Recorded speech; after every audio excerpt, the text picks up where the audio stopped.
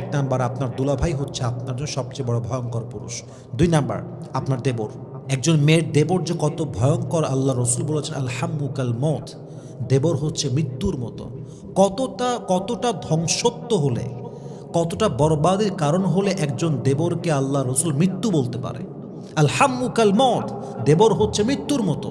কারণ দেখবেন বেশিরভাগ পরিবারে দেবর এবং ভাবির সম্পর্ক খুব মধুর হয়, খুব ভালো হয়। এমন একটা ভাই যে পরিমাণ বউকে ভালো না বাসে তার চেয়ে দেবর বেশি ভালোবাসে। ভাইয়ের যে পরিমাণ দরদ না উতলায়, ভাবির জন্য দেবরের দরদটা আরও বেশি উতলায়। এরকম আছে না নাই? আমি তো অনেক জায়গায় এরকমও দেখেছি যে দেবরের কাপড় ভাবি ধুচ্ছে, দেবরকে রান্না করে ভাবি খাওয়াচ্ছে, রান্না বেড়েও দিচ্ছে ভাবি, অথচ দেবরের সামনে পর্দা করাটা ফরজ, পরিপূর্ণ ফরজ বিধান এইটা। আপনার ভাই সেও যুবক, আপনিও যুবক, আপনার ওয়াইফ একজন নারী।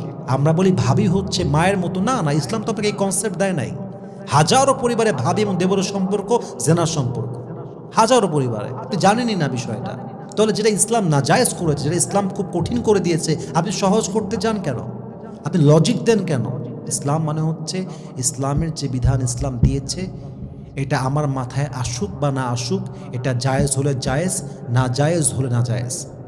এটা যদি হারাম হয় হারাম, হালাল হলে হালাল। আল্লাহ হালাল করেছে, আমার বলার মতো কিছু নাই।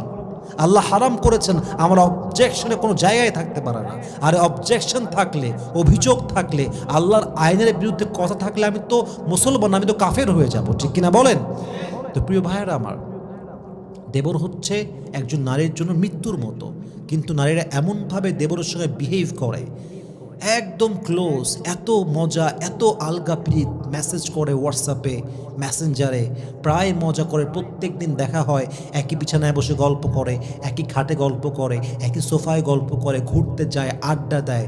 আর যদি ভাই যায় বিদেশে আর দেবর যদি বাসায় থাকে, বেশিরভাগ ক্ষেত্রে সংসারটা ভেঙে চুরে চূর্ণ বিচূর্ণ হয়ে যায়। আমি সবাইকে ব্লেম করছি না, আমি সবাইকে এক পাল্লায় মাপছি না, বাট ইসলামের যে provision, I am just trying to remind everyone, আমি স্মরণ করাচ্ছি মানুষকে বিষয়গুলো।